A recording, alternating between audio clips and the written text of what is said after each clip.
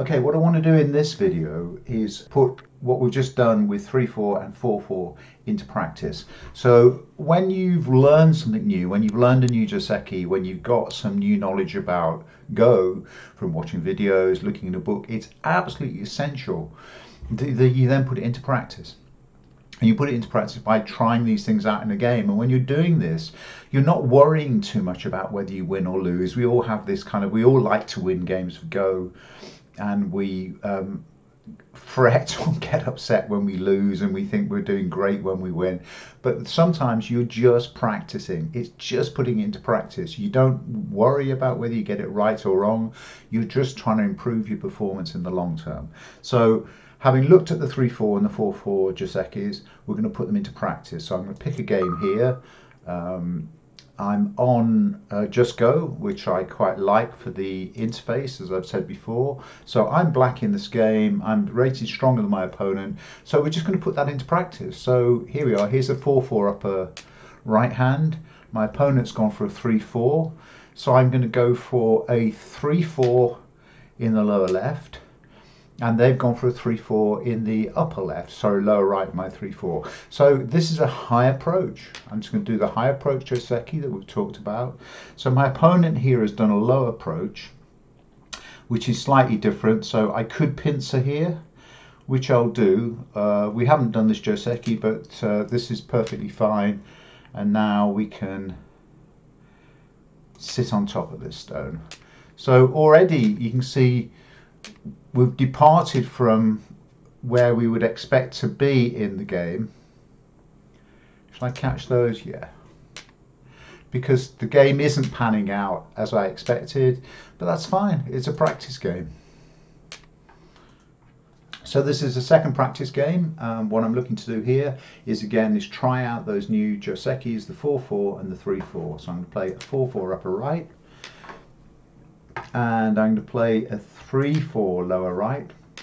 Now my opponent's now played a 4-4 and a 3-4. So let's look at the 4-4 approach. So we're going to do a knight move approach to the upper left.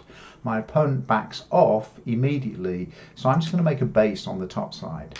So as you can see, my opponent didn't play the obvious Joseki move, play something else. I'm just going to come up here, Ihane, so I'm just going to back off one move, so now I can make a tiger move and stop development. And now my opponent has just been unreasonable. This is an unreasonable move.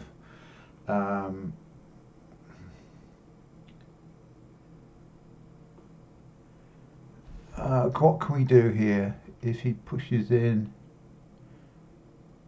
yeah, I can just do this and say, well, can you push in? We'll take the outside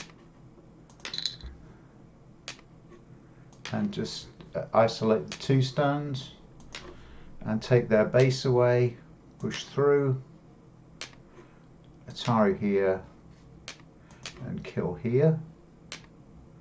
And again, my opponent's being unreasonable.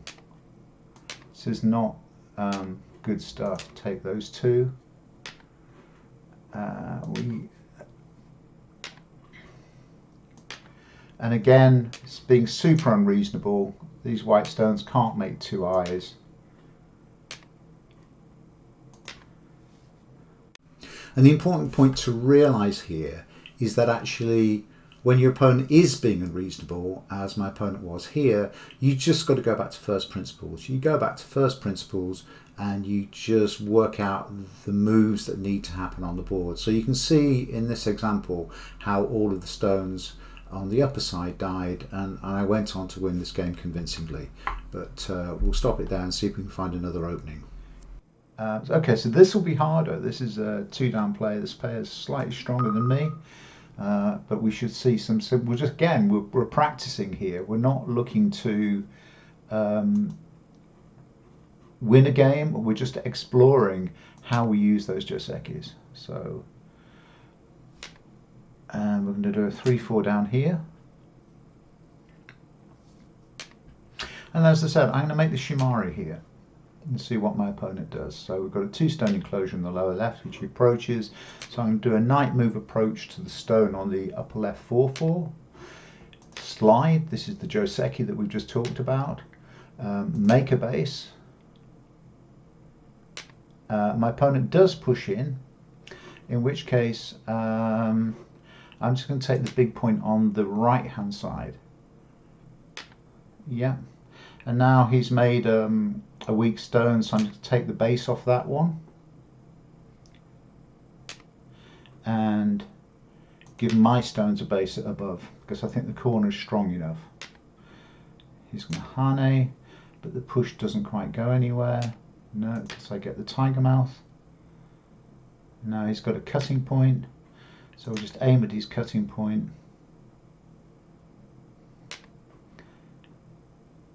And come up. So he's now got to run, make a tiger mouth there, and elevate my position here, and then turn here.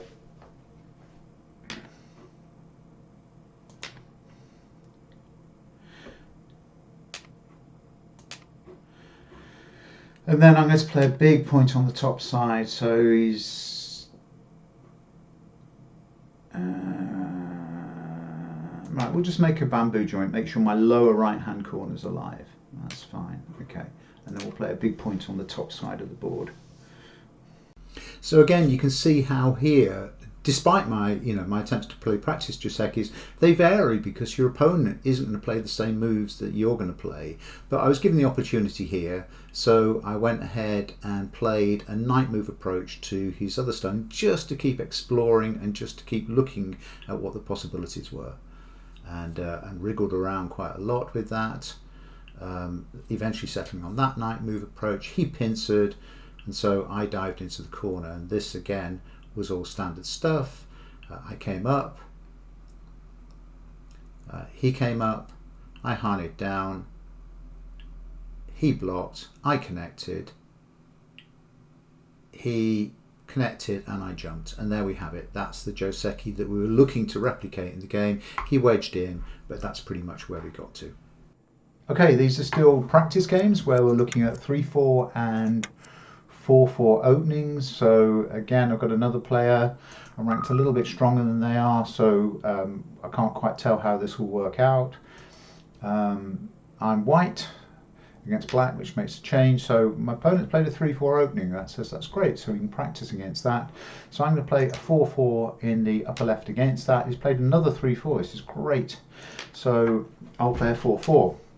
Okay, my opponent's done a knight move approach, and because of the 3-4, I'm going to choose the pincer response to that one, and this is perfect. My opponent dives into the corner, I separate, my opponent comes out, I come up, my opponent comes up, which is a bit unusual, so I'm going to hane on the head of those two and crawl, make him crawl on the edge, and he crawls again. And that's all good for me. So I'm just going to do, because I don't need to do anything else with that shape, so I'm going to do a one space high approach to the 3-4, and he backs away. So this is a reasonable move. We didn't discuss this move in the Joseki series, the 3-4 Joseki or the 4-4 Joseki, but it's a reasonable move. So I'm going to attach in the corner. He comes out. I attach this way. Not quite a reasonable move, so I'm going to hane here and hane again here, and then descend,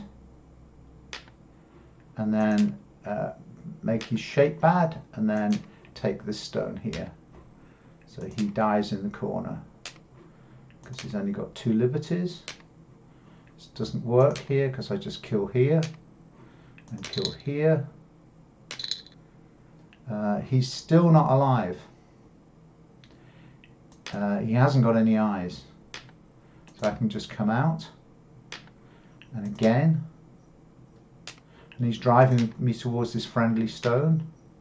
This doesn't work, so we take the eye out there and then come here. So all of the black stones are now dead on that side of the board. Again, the point I'm trying to make here is that when we look at Joseki and we study the standard moves in Joseki, we're not intending to become slaves to those moves. Because actually the truth is, your opponent will never have looked at the same Joseki books as you or see the game in the same way as you. And you've got to be prepared to innovate and make new moves and develop the position as it comes on the board. But it is by studying those standard moves, what you like, the standard Joseki positions, that we then get this advantage, because at least we've got some kind of plan, we've got some idea in advance of what we're attempting to do. Okay, so that's it for this edition of 10 Minutes to Go. I hope that made sense to you. I hope you enjoyed that. The whole point of this video is to say, take the stuff that you've learned through watching my videos or other people's videos or looking in Go books or any kind of source. You have to put it into practice. You have to try it out on the board. And when we're trying that stuff out on the board, you need to actually shed this bit of ego that says, oh, I've got to win, I've got to win, I've got to win or lose, and it matters. You're just putting it into practice. You're just training your mind, you're just training your fingers, and you're just aiming for that longer term plan of how do I get stronger at this wonderful game, and how do I learn and deepen my understanding and my knowledge and my experience and my absolute enjoyment and pleasure in this wonderful game of Go. So that's it for this session. As you can see, there's another game running now. I did do some more where I did some more 3-4 and 4-4 practice moves, but I'm going to leave it at that so that we stay roughly within our 10-minute time frame. Hope you enjoyed it. If you enjoyed the video, then please do like, subscribe, all of that cool stuff. It does help the channel, and I'll see you on the Go board soon. Bye for now.